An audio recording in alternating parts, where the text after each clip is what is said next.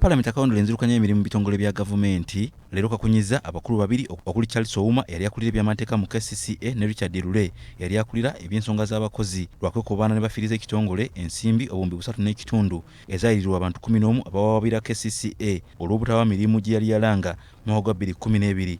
You went ahead and created your own problem by going and clandestinely recruiting your friends, in-laws and whatever, bringing them on board when they were legitimate people appointed by government. Abantu bano 11 balirwa ensimbi zino bumbi 3.5 bali tuntundu ku bakozi abasoma mu 12 KCCA bye yewandiisa okuwa emirimu ne bawana ebbaluwa ezibakakasa ku mirimu wabula oluvannyuma neeyimiriza enteekateeka z'okubawa emirimu era tejaabaweebwa kwe kuddukira mu kkooti.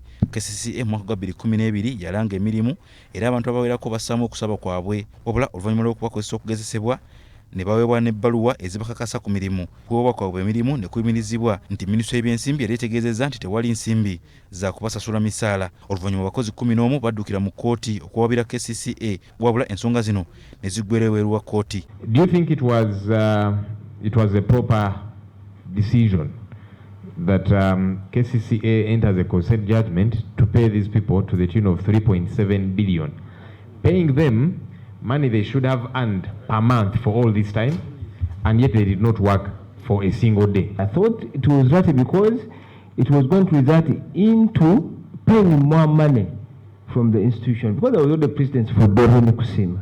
Charles Ouma nga yali direkita w'ekitongole KCCA ow'ebyateeka mu kiseera ekyo ensonga eno bwe yabeererawo asinzidde mu kakiiko n'agamba nti ensonga bwe zaatuuka mu kkooti baazikkaanyaako n'abantu abo ensonga bazimalire ebweru wa kkooti okutaasa erinnya ly'ekitongole. Wabula akakiiko kano nga kakulembeddwa mu ssentebe waako Ssenyonyi kalemeddeko ne kakizuula nti okukkaanya okwogerwako kwabuusibwa abakulu abaali baddukanya ekitongole ki KCCA naddala ssenkulu waakyo. As whether management was involved and that it gave its approval, or the director legal just went on a frolic of their own.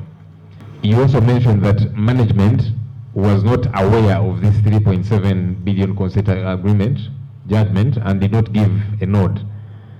Indeed, and that's what Engineer Chitaka intimated at the time, because we requested for those minutes and they actually informed us that those minutes couldn't be traced. Abaka kakiiko kano bwe basinzidde okulumiriza nti waliwo ekkobaane eryakolebwa munnamateeka ono Charles Ouma ne Richard Lule yali akulira ensonga z'abakozi mu KCCA okuwulira abantu bano ensimbi zino.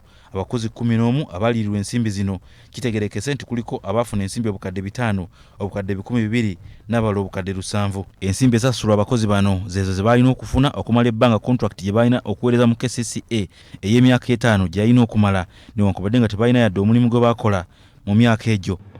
And trust me, the institution has been saved billions, tens of billions of shillings because of the advert.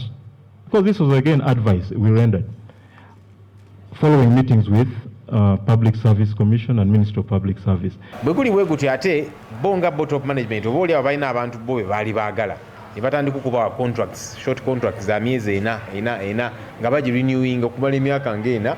Kakati oli omumye omulimu ate nga bagumuwa tomukkiriza ku reportinga ate waliwo abalala gwe booyagalanga gwe boowadde short contracts. Kati ffe tugamba ekyo kikyamu kubanga neyakiyingira ono director legal yakikola ye nga ye. Accounting officer alina okusasula ssente zino tabimanyiiko era takkiriza. So kati omuntu ono tugamba ani yamuwa olukusa. Yuda Musisi, BBS Telefayina, ageesigika.